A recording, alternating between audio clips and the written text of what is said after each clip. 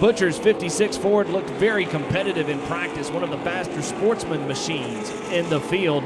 Should amount to a great race in the closing circuits. 15 to go. Butcher is in a hornet's nest of lap traffic and trouble. The leader goes around.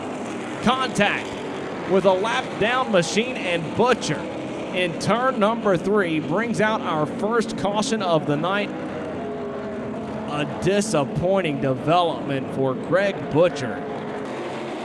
Rodney Dye inherited the lead following our first caution flag. Butcher has all 4 on the flat in turn number 1, trying to mount a charge back to the front of the field. A lot of horsepower under the hood of Greg Butcher's number 0, and despite the damage, Butcher is rocketing back to the front of the field. The 4 of Gilbert bottoming out in the center of the corner, skated up the banking and opened up the door down low for Butcher. Butcher has second. He's got the crosshairs on Dye. 12 laps of racing remaining, and we could have a race on our hands. Butcher rapidly closing the gap on Rodney Dye. It's a modified Sportsman battle for the win in the closing circuits of the Southern Ground Pounders race. Greg Butcher back in contention for the win. 9 laps of racing remaining. Butcher to the back bumper of Rodney Dye. Great battle for first in the closing circuits. It doesn't get any better than this, and there's a slower car to contend with. Butcher threads the needle. What a pass. Snaking around Rodney Dye, and a lap down entry. Butcher is back on top. And something is amiss on Dye's entry. Dye grenades an engine along the front straightaway.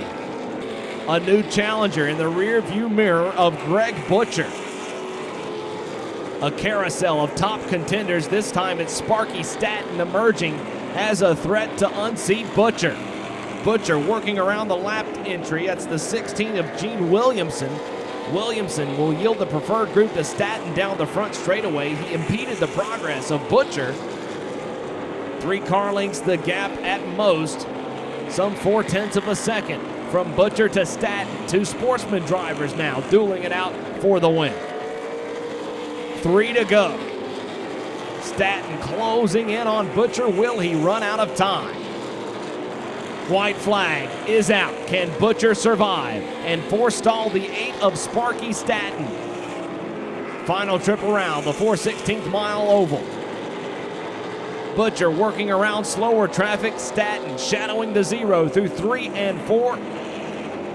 Out of turn 4, checkers out. Butcher wins it. I've been told he goes by the Moxville Missile. Greg Butcher in victory lane, and it was an eventful race, Greg. Take us back. You're lapping some slower cars. Trouble in turn 3. What happened? I don't know. I was like up in the 3rd lane where all the loose stuff was, and next thing I know, just wham, yow, and around I went.